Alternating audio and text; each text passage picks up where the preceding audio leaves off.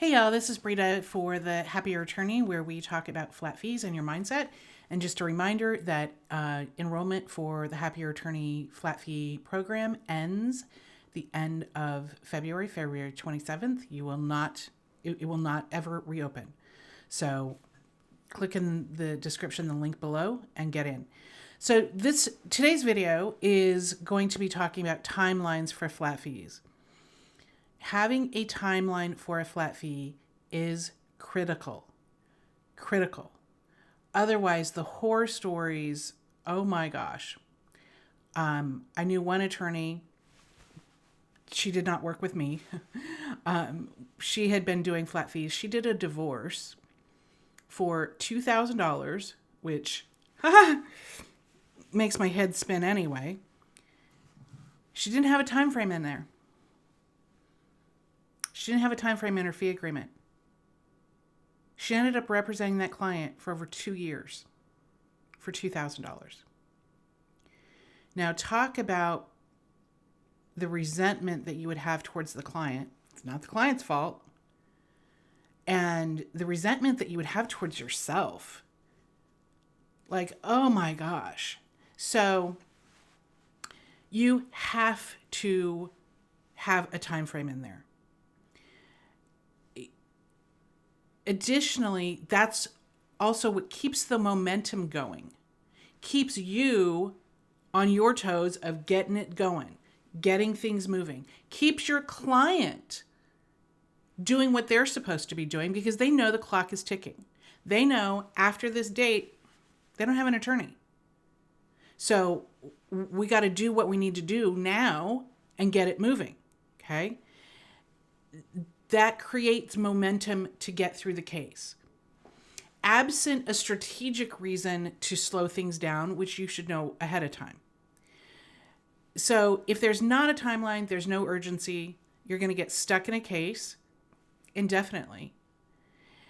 There's avoidance. People don't do what they're supposed to do, including you. And it just creates a whole lot of misery. So a lot of times what I hear from attorneys is that I don't know how long this will take.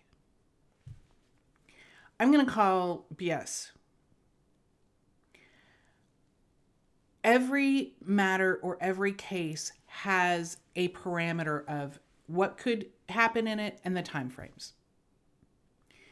And if I really pressed you, you would come up with a time frame.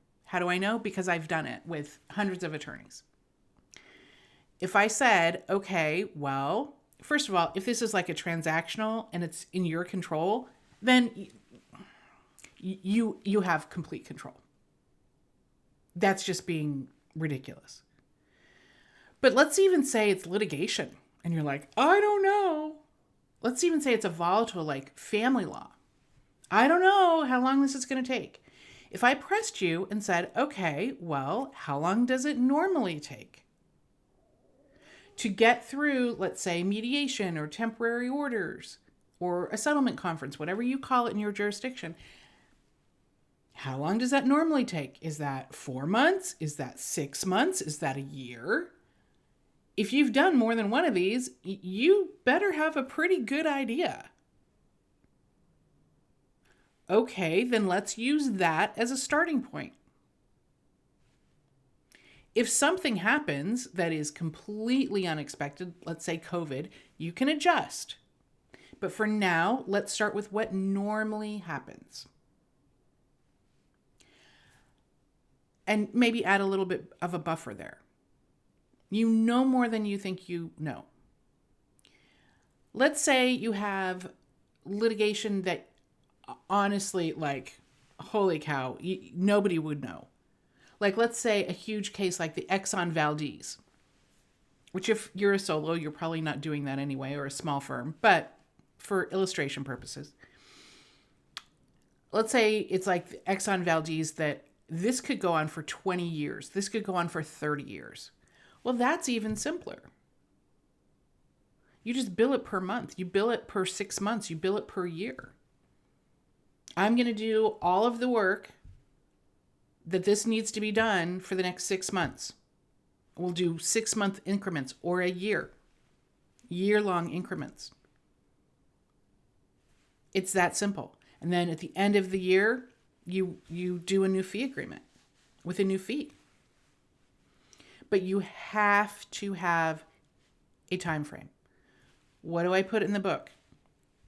An event, the fee agreement covers, this fee covers through this event, dismissal, settlement, mediation, whatever, entry of documents, whatever your practice is, or X time, whichever occurs first in time. Okay? This creates certainty for you. It creates certainty for your client. It keeps things simple. It makes sure that you're not doing a divorce for $2,000 for 2 years. Okay? Because if you don't have it in there, I don't know that there is a reasonable argument that you can get out. It's critical to have a time frame in there. Okay? Again, it also keeps things moving with your client and you. Oh, the clock is ticking. We got to get through this. I need those documents. I need you to do X, Y, and Z. Now, what happens if you don't get done when you thought you were going to get done? Well, as everything else, it depends. That's going to be factually specific. Why? Is it because you underestimated? Okay, well, then I'm going to tell you, probably extend it. And do a better job next time. Is it because you didn't get your work done? You weren't pushing it forward? Again, that's going to be on, I'm going to tell you that's going to be on you. Maybe extend it. It depends on how close you are to being done. If you get done, let's say with an 8-month representation, and it's just entering final pleadings or something, I'm going to tell you, are you kidding? Just do it. You don't need a new fee. Just do it. Okay. However, if it's, this threw us for a loop, this happened that was completely unusual. Okay, then you need a new fee agreement and you need a new fee. And that's going to be probably an uncomfortable conversation with your client. But some cases it is what it is. If it's something that your client has dropped the ball on, then that's going to be on them. But having a set time frame is critical. And then enforcing that is critical. Warning the client, hey, we're coming up. You're not cooperating. Maybe say it a little bit more diplomatically. But they need to understand they need to hop to and get it taken care of. The clock is ticking, okay? And sometimes they're just not going to do it. Okay, well, there are consequences in life. You can only do so much, okay? But when most people, when they know that clock is ticking, they do what they're supposed to do.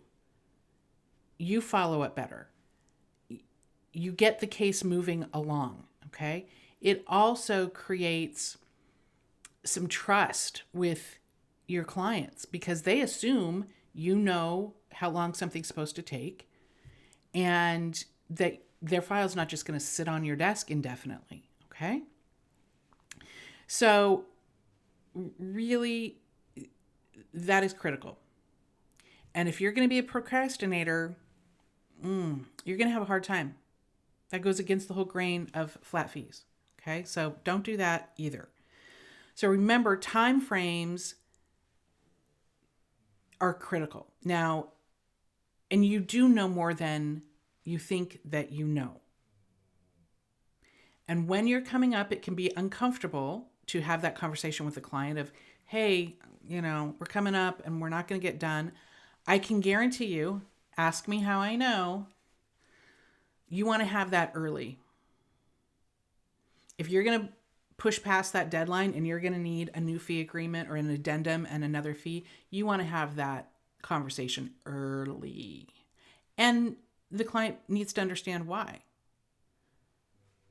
Okay?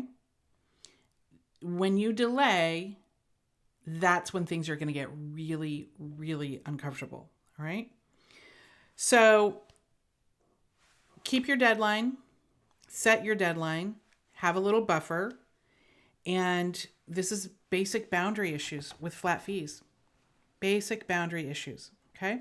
So if you want more information on flat fees or how to really use them and perfect them and deal with not only the tools, setting your time frame, setting your fee, pricing, all of the things, but more importantly, how attorneys kind of self-sabotage, how we get in our own way, how we talk ourselves into not having the difficult conversations, so that this is easy, so that you can use the tools easily.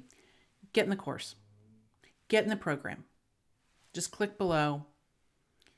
Enrollment ends February 27th. I let you make payments. The course pays for itself. For almost everybody, immediately. And when I say immediately, I mean like their next client. Depending on their practice area, maybe 2 clients. But it pays for itself immediately. You have no reason not to do it. And flat fees are like a recipe. You need all of the ingredients. You need them in the right amount. You need them in the right order, and following a process and looking at it as a whole. Everything you want is in the program. Okay, take care.